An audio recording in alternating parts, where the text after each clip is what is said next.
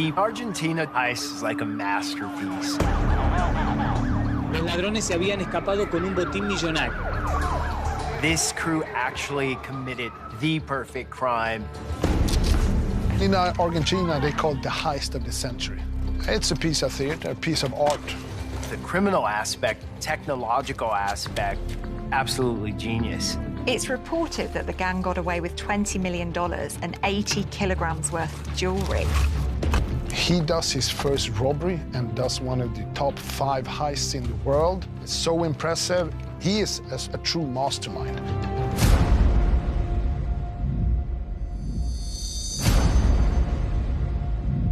I was an armed robber myself. You know, it's not every criminal on the street could pull off something like this. These are the greatest heists of all time. It's a work of art. To heist hundreds of millions of dollars, it's an adrenaline kick. As a flying squad officer, we're up against the world's most organised criminals. Speedboats, helicopters, high explosives, £300 million diamond. George Clooney, he paid to star in that film. What I find really fascinating, it's getting inside the mind of the criminals behind it. Highly experienced, cool under pressure. Every single heist I did, I was absolutely terrified. Or I could end up dead, or I could end up in prison for the rest of my life. Now it's a game of cat and mouse. The heist is on.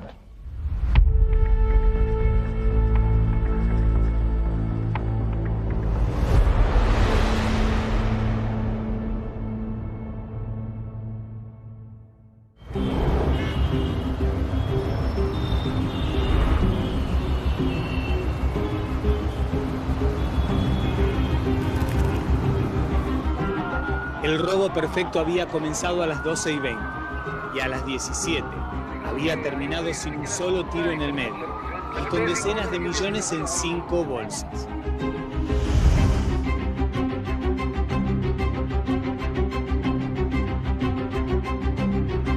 It doesn't get any bigger in the history of Argentina and bank robberies than this job. This is all playing out live on television screens across Argentina. People are watching this unfold. You have reporters, policemen, everyone outside waiting for these bank robbers to come out. The police finally stormed the bank after hours. Only to find just the bank employees there. The robbers are nowhere to be seen. They have literally vanished. This causes a lot of confusion for the police. By the hostages saying they've gone, well, how have they gone? Because they've covered every exit of that bank. How have they escaped? Hasta que un empleado dice, ese armario está movido.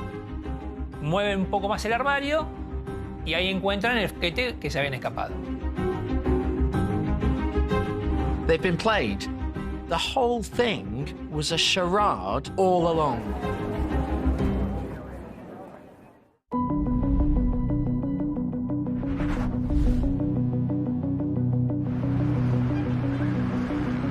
Nel dicembre del 2001, una drammatica crisi economica porta l'Argentina sull'orlo del collasso. In Argentina during this time, it was really the perfect storm for these guys to do what they did. Today, riot police confronted hundreds of anti-government demonstrators with tear gas and water cannons. There have been several different collapses of individual banks and one massive collapse in 2001 of the total banking system, resulting in the life savings of individuals, families, generations being wiped out. The president is reported to have resigned and 20 people have now died. Mi nombre es Miguel Sileo, soy mayor retirado de la Policía de la Provincia de Buenos Aires, ex miembro de las Fuerzas Especiales Halcón, operador táctico y negociador de rehenes. A las personas que tenían dinero en el banco, a la gente que tenía cajas de ahorro, a los jubilados, o sea, hubo lo que se llamó el corralito y nadie podía extraer dinero de sus propias cuentas. un caos importantísimo en la sociedad. This is a country which has a distrust of banking institutions unrivaled throughout the whole world. After the financial crisis, a lot of wealthy people saved their money and had them in safe deposit boxes in the banks. And this provides a single man the motivation to want to take action. The first thing to understand about Araujo is that he is not a criminal. He has zero experience, actually, of committing crimes. He is an artist. He studied Eastern philosophy. He teaches martial arts as his pastime. Fernando Araujo actually grew up in San Isidro. You're talking about a very affluent community. He's very much a free spirit. He's a nonconformist. Fernando Araujo is really a smart man. He has a different view compared to a real criminal. He loved movies and he's obsessed with robbers. He's fascinated with it and he wants to prove that he can do something like that, but to another level. Araujo has been a witness to this distrust of the banks his whole life, and he really wants to send a message to the state. He spent 2 to 3 years planning and thinking on how he's going to execute the perfect heist.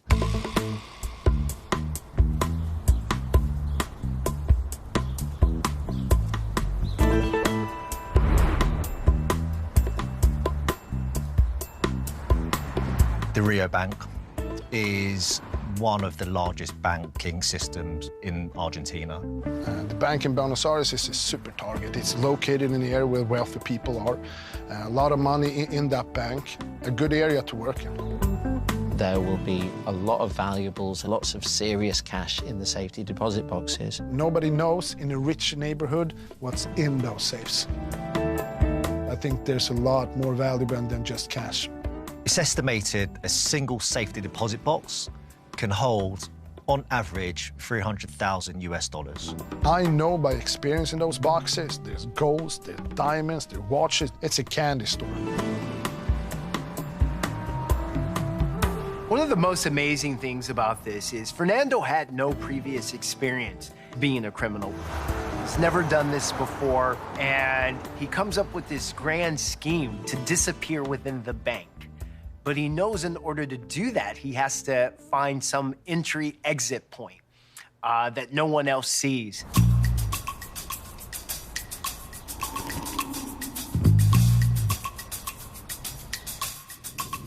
Fernando realizes the front door may be the best way to enter, but it's not going to be the best way to leave.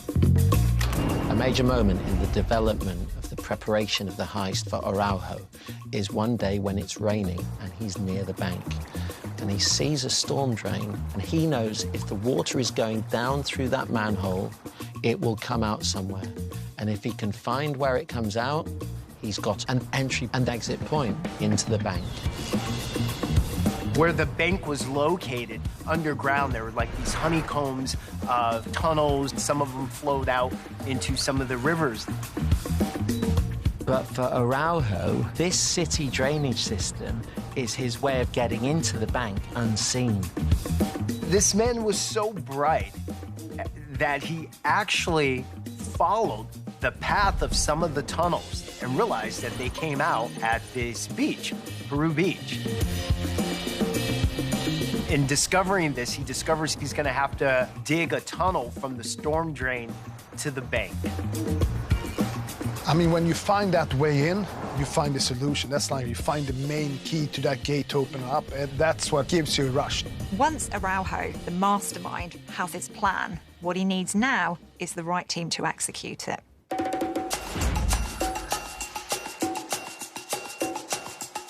Once Fernando understands that he doesn't have this skill set, so he then enlists the help of his longtime childhood friend, Sebastian Bolster.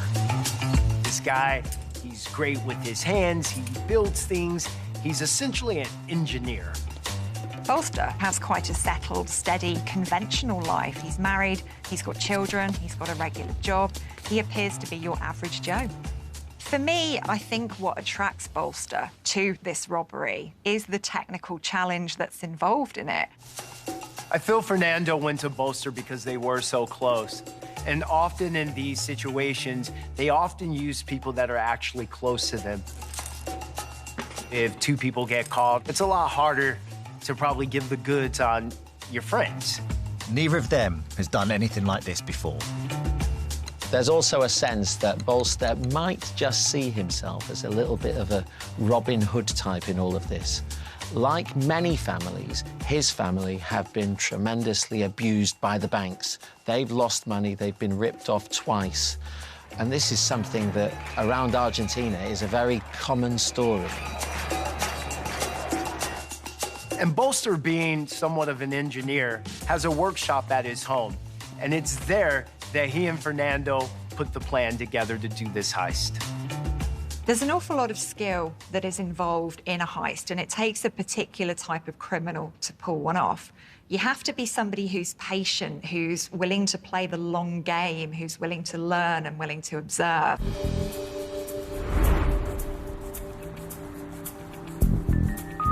When you're doing a heist, you have to know the area in and out. You have to know all the ins and out ways, the getaways, you know, how the area moves, what kind of cars are there, who lives there.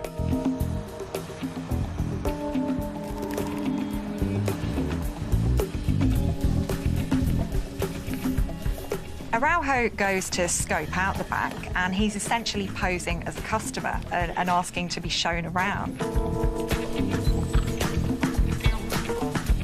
He takes a huge risk. Me, myself, I would never go inside the bank and take photos and film and look. I would send somebody else to do it. I mean, he's a bank robber virgin, doing this the first time, and there's certain steps you don't do. And one step, you don't go in the bank and show your face and get your face on the camera. If you don't have an inside guy, you send somebody else. He's able to figure out that the safety deposit boxes are on another level. When Araujo visits the vault, he realizes that during business hours, the door of the vault remains open and unlocked. This is the gap in security he's been looking for.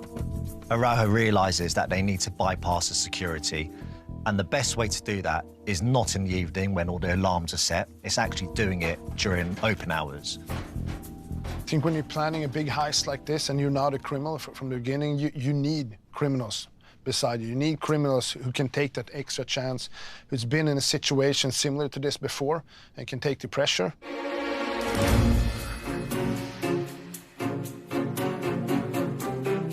At this point, Araujo connects with Beto, who is a real criminal. He is a professor of bank robbery. He was part of a high-profile bank robbing gang in the 80s and 90s, and they engaged in various shootouts with the police. So this is somebody who's been in the game for a long time. He's a very big character himself. He's married, he has children, and his house ends up becoming a place where they decide to start having some of the meetings at his home that he shares with his wife, Alicia. He's retired, semi-retired, but now he's got a new chance to do something big. Beto has experience of taking care of hostages, people inside, the police, the weapons, how they're acting, what they're gonna do.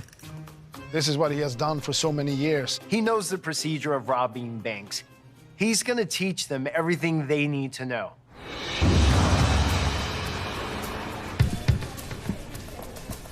Araujo goes back to the bank, pretending to be a customer. While he's looking at the safety deposit boxes and all of that, when he comes out, he kind of gets lost and pretends that he doesn't know where he's going, and he ends up finding a storage cupboard. Opens it, looks inside. This is the ideal entry point for the game. He actually discovers this is the wall in the utility room that they're gonna break through.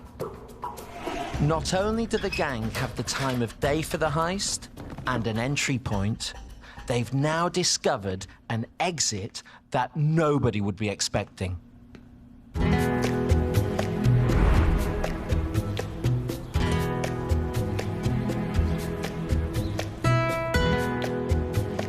So the target's the vault, But it's daylight, there's witnesses everywhere. They want to make good their escape without anybody knowing. So they need a diversion. The brilliant plan that the gang comes up with is to stage a fake robbery upstairs in the actual bank. He's gonna let the police know they're there for the robbery, so everyone actually thinks that this is just a traditional bank robbery. And they're gonna make a big show of robbing the banking hall, while the real robbery is taking place beneath the surface in the basement where they're going after the safety deposit boxes. La banda había conseguido un manual donde se había escrito. Era un manual donde decía ciertas acciones a seguir dentro de los protocolos de una toma de rehenes. Now, this allows them to prepare for this specific heist. It allows them to play them at their own game. This manual gives Araujo a real insight into the decision-making process of the police. What's going to motivate them? What's important to them? What he's got here is essentially a script. He can see how the police are going to act. He knows what's coming next. The tunnel is a huge undertaking. And where do they even start with the planning? Now, Bolster tells Araujo, listen, if we can work out the distance to the surface and the distance from that point horizontally to the bank wall, then we can use those two measurements to work out the angle that we need to tunnel at. It's not the hardest. You just need 2 angles to get the third one. So first of all, Araujo drops a plumb line from the surface of the street till it hits the bottom of the drain. Now he's got the depth. He does something quite clever at this point. He just takes a normal bicycle and he pushes it along, counting how many times the valve goes round. He can then measure the circumference of the wheel, and because he knows the circumference of the wheel, he now has his distance. Now he has 2 corners, so he can calculate that third one in which angle and how far they have to dig. So the gang now realizes that the tunnel that they need to dig needs to be 15 meters long at a 69-degree angle. They know they're gonna need very specific equipment to do this. This robbery is incredibly hard work. It's going to take months and months of planning and preparation. This is a long burn. Now it's time to start. Now it's time to get on with the big game.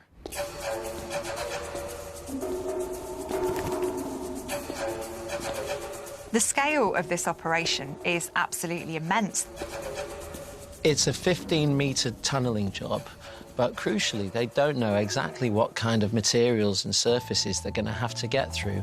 And here they are building a 15-meter tunnel at a 69-degree angle. There's one specific tool that they need to get the perfect angle. You see them every on the streets when they're building, and it has a laser point, and it costs around $3,000.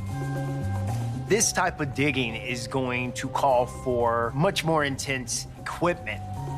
They're going to need drills, they're going to need pumps.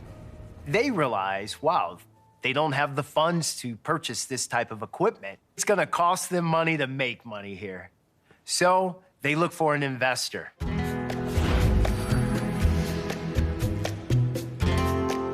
Vitete is somebody who really does enjoy the finer things in life. He's charming, he's suave, he's definitely charismatic. Crucially, it's an expensive business digging holes. Vitete bankrolls the job. They've run out of money. Brings in $100,000, actually. Vitete is from Uruguay, and he has quite a prolific criminal history. He is an experienced robber. Vitete didn't need to get involved in this robbery. He was financially secure. And I think there's a bit of an addictive element to robbery. Once a thief, always a thief. That's right, most thieves, guys I know, they can never stop taking anything or never drop the thing that they can steal something, so it's in their blood.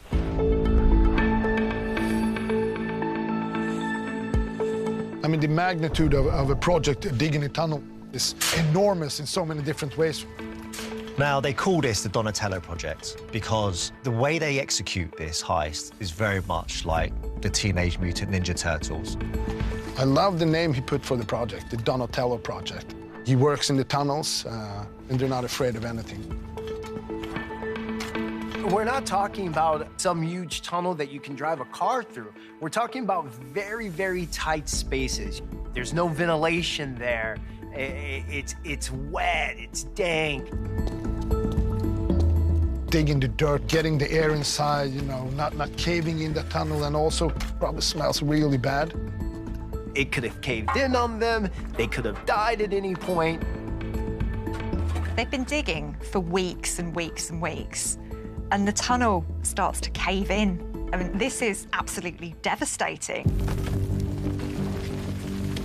They all had to hightail it out of there. You know, they were putting themselves in a very, very dangerous space.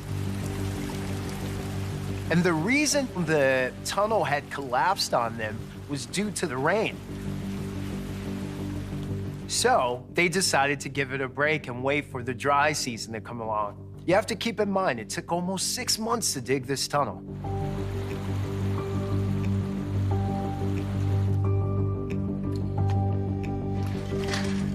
And these people aren't professionals, they're not miners, they're not builders. Hours of digging for months on end just to get through 15 meters. I mean, when you're using a big jackhammer, you're going through mud and dirt for months. There's a big difference when you hit the concrete to the building. It's hard, it's stiff, it's gonna hit you real hard. Then you know you're there. Must have been a crazy moment for them. Must have been a moment of absolute exhilaration, knowing that you were that close. And it's just absolutely unbelievable that they were able to pull this off. The only thing to do now is put the rest of the plan together for what needs to happen inside. And that's when they go into full overdrive.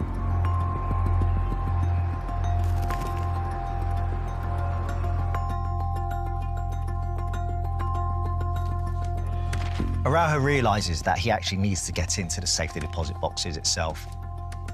Now, to kind of bypass that and to come up with an idea, Araujo cunningly disguises himself as another customer at another branch of that same bank. He saw the manufacturer of the box. He went back. They ordered the boxes from the same manufacturer. They need to get into these safety deposit boxes quickly, but ideally silently, because they can't have the people in the bank knowing what they're up to. And Bolster invents something really cool to get inside. And what that allowed Bolster to do was create a power cannon. And what he does is he takes a telescopic pipe and rigs it up with a hydraulic pressure cylinder. And this contraption takes about 20 minutes to assemble once they're inside the vault. But when they rig it up to a safety deposit box, in only 12 seconds and in near silence, pop, the lock's open.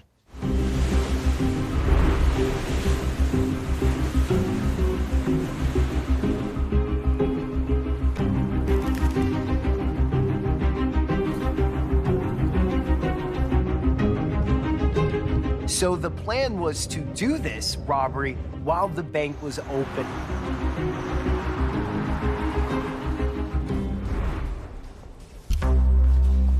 They go in through the front door, they cause all the commotion, they want to be seen. Beto knows exactly what to do. He's done stuff like this before, so his job is to take care of the hostages. Beto very much makes an impression when he enters the bank, and he's also bearing this firearm, which will turn out to be a replica but looks incredibly real. The hostages are terrified. They've had to draw on the threat of violence at this particular point in the robbery.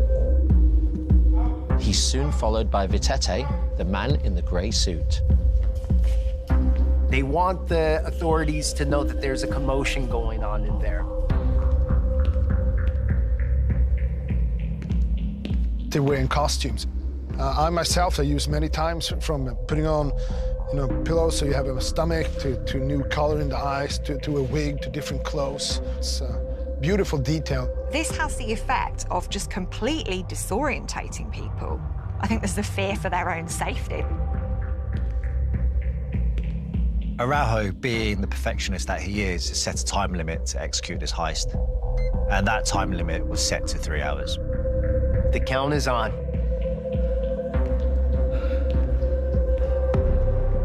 So not only does the gang use Vittetti's skills as an investor, they also know that he has a knack for acting. Vittetti is going to be the police negotiator in this robbery. So this is a great opportunity for him to put on a performance. They want to secure the guard inside the bank to call the police. A robbery is going on. The police get a call from a security guard within the bank. They're there within just a few minutes. 300 police officers, SWAT teams, snipers, several hundred meters, hard perimeter. As far as the police are concerned, they have covered all the exit routes. Ajo had obtained the handbook for hostage taking from the police. And that's the key element to even succeed to doing this. They knew every single detail, how the police will act and how to do it. Now, as predicted, the police have their hostage negotiator on the scene within minutes. Cuando llegamos al lugar, cuando hay una toma de rehenes de esta característica, se hacen perímetros.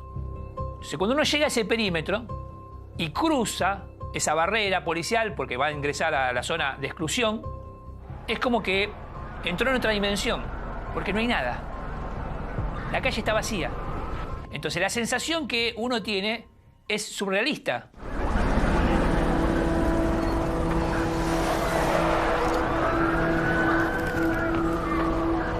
Several years earlier, there had been a bank robbery where multiple people were killed. And unfortunately, it happened on live television.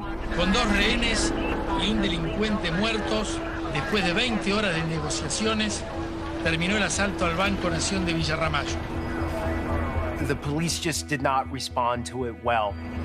Toman de rehenes a los empleados del banco. Cuando salen, se abren las puertas y salen, se produce un disparo y ahí una sucesión de disparos.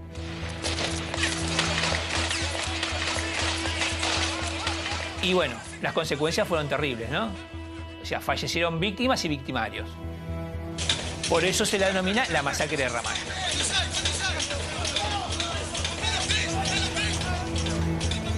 Police are terrified that this is going to happen because that was televised 24/7 on TV and millions of Argentinians saw that. This incident is seared on the police's memory. The gang know that it's a raw nerve. So they treat this bank robbery very, very different, which is exactly what Fernando is counting on. He is counting on that the police aren't going to rush the bank like they did last time, and they aren't going to have the same type of situation. Vittetti is on the scene. The gang's nominated hostage negotiator. It is this moment that will come to define him. Yo nunca me identificaba como policía y mucho menos como negociador. Entonces le digo, soy la persona encargada de destrabar este problema. Empezó a hablar por megáfono, adentro del banco, hasta que del primer piso, detrás de unos vidrios, aparece la silueta humana de una persona. Estaba vestido con un traje claro y me hace señal que hablemos por radio nuevamente. Era una situación con rehenes, donde había armas, y este sujeto que tengo frente a mis ojos está sentado, cruzado de pierna, hablando lo más tranquilo. Entonces esto me preocupa a mí, porque digo, este tipo tiene un problema, es un temerario, o no está en sus cabales. Me dice que él lo que quería, que nos tranquilicemos todos, que él no quería algo como Ramallo, haciendo mención a la masacre de Ramallo y evidentemente haciendo una amenaza sobre el tema. And this is just another thing in the plan. He has no idea that they're using replicas, no real guns. Doing a bank job in Argentina, if you have a replica, that takes down the sentence. They're using the hostage negotiator in this and playing a game with him. They know what they were doing. Inside the bank, the police know that there are 3 people doing a hold-up. What they don't realize is that at the end of an underground tunnel, separated by only 4 centimeters of wall, is Bolster waiting to get in. He lets them know he's there. They know he's there. Timing's right.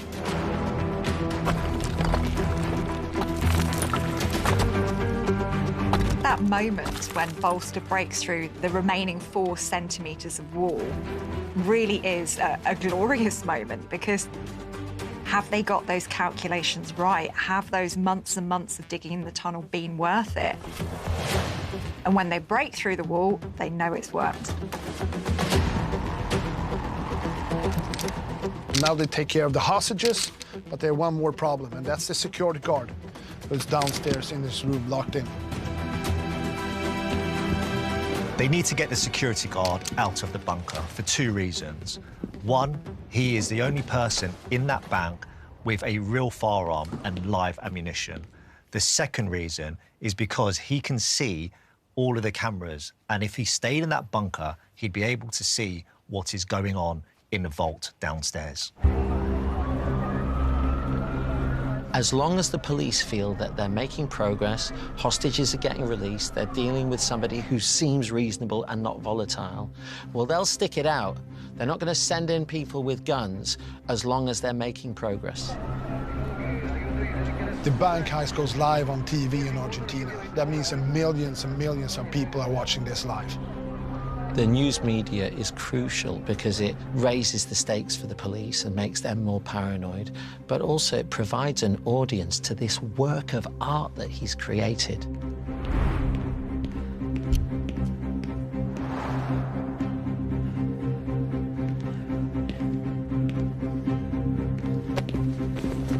El segundo rehén, un joven muy nervioso, no me aportó ningún tipo de información porque realmente estaba en una crisis nerviosa y estaba muy asustado, entonces no pudo decirme absolutamente nada.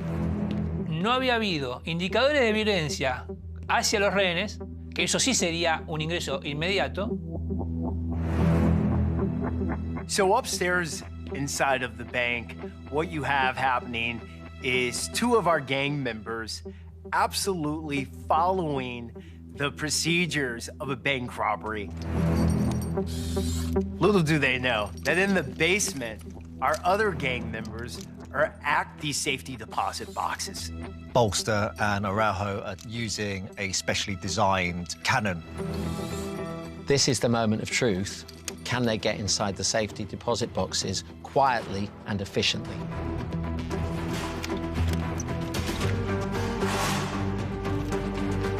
This really is the inventor seeing his invention come to life.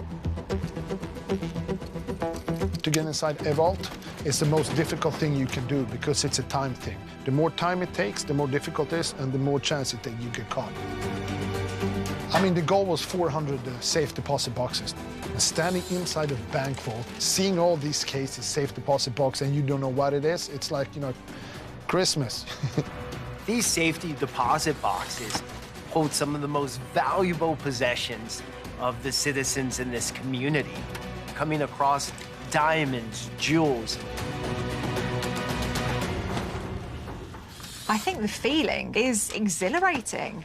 And many people who are involved in this kind of thing have that hedonistic streak to them. And this is the very pinnacle of it. Everything that's gone on up to that point, the tunneling, the subterfuge, feeding the police false stories, this is the point where all of that counts, because it seems to be working.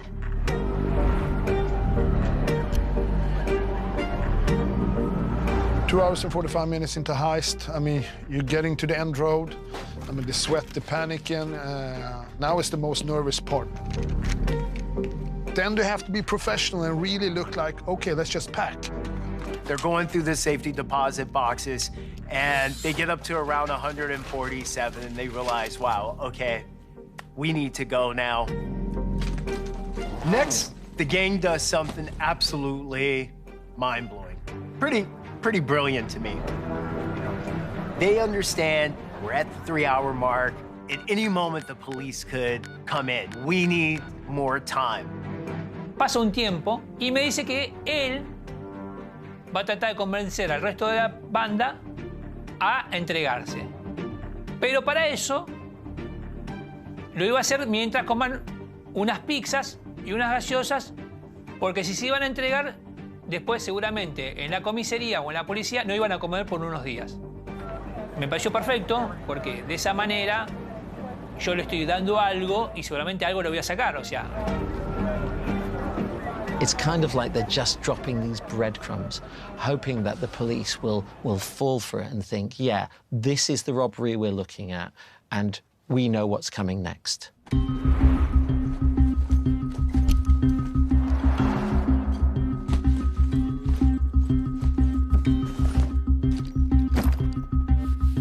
They spray the vaults with bleach to try and destroy any DNA remnants. One of the last things the gang do before they leave is they spread barbershop hair all over the place. They know the police will gather that up and examine it for DNA, which will take them down all kinds of blind alleys. And that's really interesting because it's 2006, and while the police have started using this DNA evidence, most criminal gangs haven't caught up with it. It just shows how impressive and cutting edge they were. What they also do, quite cunningly, is leave a false grenade in the entrance of that hole and that tunnel. That's to buy time, because then they got to call the bomb squad. They're going to close that down. They can't go down the hole and see where they went.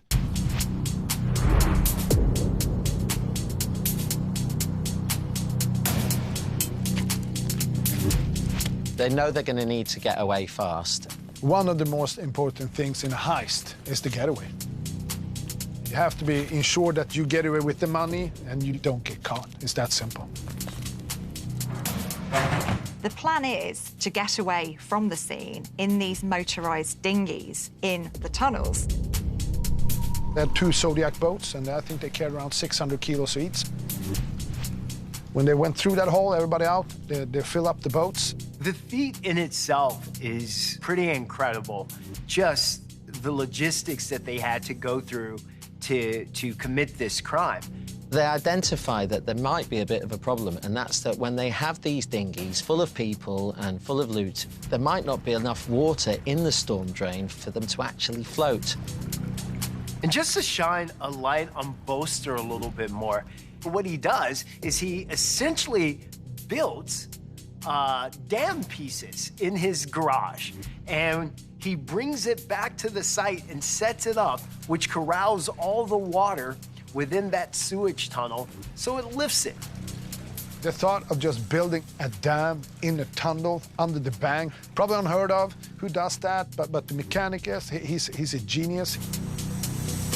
Just in case the police do find this opening in the wall and travel back down through this tunnel, it's gonna let them out at the beach area. So instead of going to the beach, they decide to go all the way back into the city. And I love the plan that they're not doing the obvious thing that's going straight out to the sea. He's doing the thing that you're supposed to do, not the obvious. 10 blocks away from the bank is the getaway van waiting for them. They take these boats back into the city, up under a manhole, where they have a van parked over the manhole, so they can just lift it and climb right into the van. It has a special hatch in the floor that they open up, and they have a winch so they can just lure it down to the sewers. That allows them to yank up the goods as quickly as possible and drive away quietly. For them to pull this off so perfectly, with all the engineering that it took, lowering all these bags down, digging these tunnels, carrying all these tools, it's just really, really impressive. They go to the safe place, they order pizza, one guy in the gang goes out to get some beer. Now they're counting the loot, looking what they have accomplished. They're delighted with what they've done. Someone turns on the TV, and it's the robbery of the century, unfolding before their very eyes. I have a very similar situation where the FBI had a whole area roped off where they were looking for me, and they thought I was within this apartment building. And I was actually at home watching on the news that they were actually looking at me. So I absolutely know what that feeling is like. The police think the gang are still inside the bank. The police think they're in control. All the cops out there waiting, the pizza's there, and now no one's answering their phone call. Pasan 10 minutos, seguimos igual. Empiezo a llamar a los teléfonos de adentro del banco. No había respuesta. Y después de un largo lapso, me doy cuenta de que, bueno, algo estaba pasando. Entonces, por lo tanto, yo le comunico a mi comandante lo que había pasado y ya me pongo en disposición para integrar el equipo táctico por un posible asalto.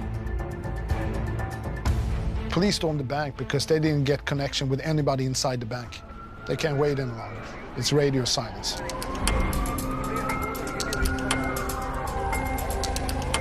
En el caso mío, me toca el subsuelo. Como integrante del equipo táctico, ingreso, la vida pasa frente a sus ojos. Porque usted sabe que tiene muchas posibilidades de enfrentarse con los malvivientes con las armas. Nosotros bajamos unas escaleras. Yo, cuando termino de bajar las escaleras, a mi izquierda veo donde están las cajas de seguridad, donde está la bóveda. Entonces, ¿dónde están los ladrones? This is the moment when they know that they've been played. The bank robbery was just a decoy for the vault robbery. Additionally, this causes a lot of confusion for the police. By the hostages saying they've gone, well, how have they gone? Because they've covered every exit of that bank.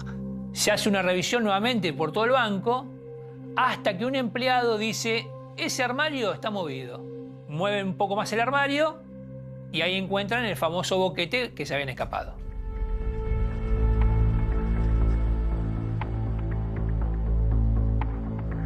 So when the police get inside, they see where all the fake guns, the replicas, were lying up really nice. He wants them to realise that they are replicas because essentially he's having a laugh at their expense here. He's saying, look at everything that we managed to achieve and we didn't even have real guns. They are also very keen to make it clear for their defence, if they are caught, that this was not an armed robbery. And there was also a hand-signed note by Fernando ATRACO where it said, where all the rich people live, there's no weapons, no grudges, and just money, no love. Y el resto, entré a buscarlas. O sea que mi misión la cumplí a rajatabla. Esta historia que parece arrancada del resumen de una novela policial.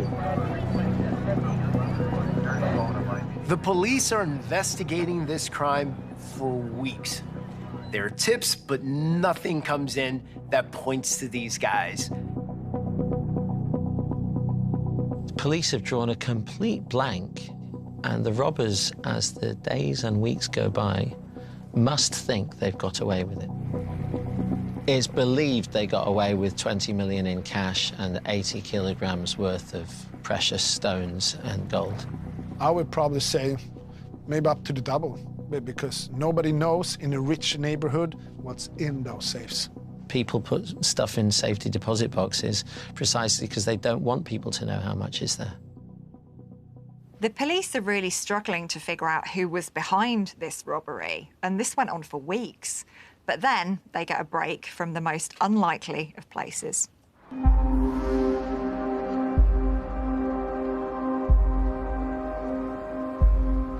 Even the toughest bank robbers, the most hardened criminals, have an Achilles heel. And for Beto, it's women. Beto's wife had discovered that he'd been cheating on her again. He had quite a track record, but this time there were added stakes.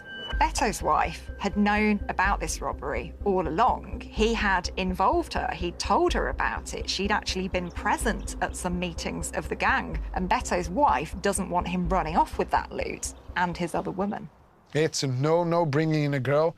My girlfriend, we were together almost 8 years. That was when I was most active. She never knew what I did. She never knew I did certain robberies or anything like that. She never met my friends, nothing, nada. She goes straight to the police and just tells them, yeah, it's my husband who robbed the bank. She says the names of the rest of the guys because she has met them. Then she ratted them all down.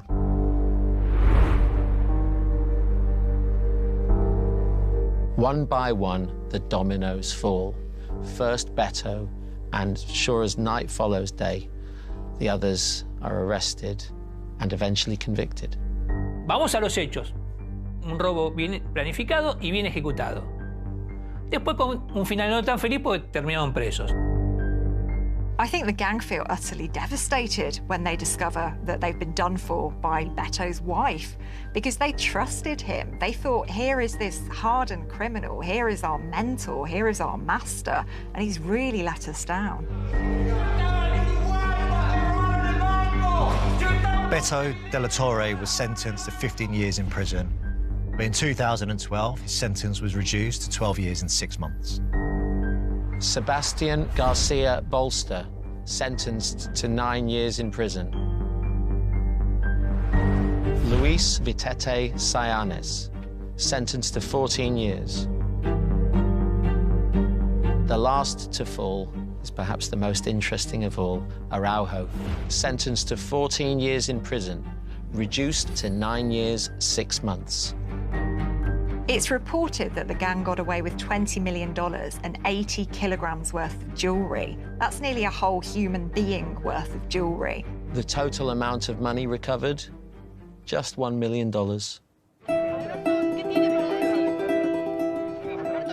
Entre 9 y 15 años de prisión para los 4 condenados acusados del robo del siglo. Recordará lo sucedido. Buenos Aires heist is probably one of the most sophisticated heists ever carried out.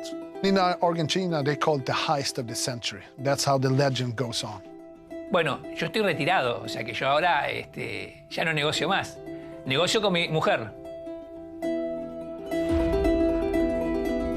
For some people, these guys are folk heroes.